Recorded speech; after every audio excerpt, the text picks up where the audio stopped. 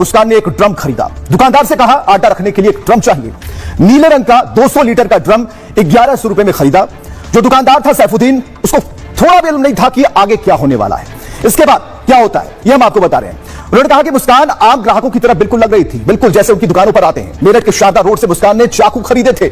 सब्जी काटने के लिए यहां अच्छे चाकू मिलते हैं। मुस्कान ने चिकन काटने के लिए 2 बड़े बड़े चाकू खरीदे। 4 मार्च को मेरठ से हिमाचल के लिए टैक्सी इन्होंने बुक की। 13 दिन के लिए 44,000 रुपए में यह टैक्सी बुक हुई। जो टैक्सी का ड्राइवर है अभय सिंह, उन्होंने खुद खुलासा किया और कहा कि शिमला, मनाली और कसौल में ये लोग घूमे। दोनों शुरू में टैक्सी में बातें नहीं करते थे, बाद में कैब, होटल में खूब मौज मस्ती की। मुस्कान ने साहिल के लिए उससे केक भी मंगवाया था। 19 मार्च को पता चला कि जिन्हें ये लेकर जा रहे थे, घुमा रहे थे, वो तो कातिल हैं और 15 साल में पहली बार किसी ऐसे शख्स के लिए उन्होंने टैक्सी चलाई। उस दिन से उनकी नींद हराम हो गई, परेशान हो गए।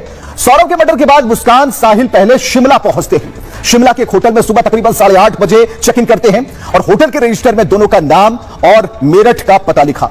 इसी होटल में वो पति पत्नी के तौर पर 7 मार्च तक रुकते हैं। होटल के वेटर से मैनेजर तक किसी को कोई शक नहीं हुआ।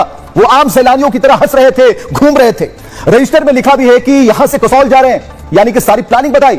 शिमला से 20 किलोमीटर दूर पेट्रोल पंप पर टैक्सी में पेट्रोल इन्होंने भरवाया और 2800 रुपए का पेट्रोल भरवाने का भी खुलासा होता है। मतलब कि मेरठ से शिमला, मनाली तक पूरे रूट के सबूत अब सामने आ गए हैं। चलिए इसके बाद हम आपको बताते हैं, उसके बाद बताते हैं कि क्या होता है। ये पूरा जो रूट मैप है, ये जो पूरा रूट मैप है, वो बताता है कि किस तरीके से जो इनकी प्लानिंग थी वो उन बातों से दूर थी। किसी को पता नहीं था, किसी को पता नहीं था कि ये क्या करके आए हैं, कौन सा गुनाह करके आए हैं, कितना बड़ा मर्डर करके आए हैं, कितने बड़े कांड को अंजाम इन्होंने दिया। और सबसे बड़ी बात कि इनको इस बात का डर नहीं था कि ये पकड़े जाने वाले हैं, आगे क्या होने वाला है इनके साथ। लेकिन ये तो होली मना रहे थे, ये पब जा रहे थे, डांस कर रहे थे और खुशियां मना रहे थे। लेकिन हम आपको बताएं कि किस तरीके से जो गवाह हैं, जो आई विटनेसेस हैं, जिन्होंने इन्हें देखा और इन्हें महसूस किया, उनका क्या कहना है शुरू से लेकर अंत तक।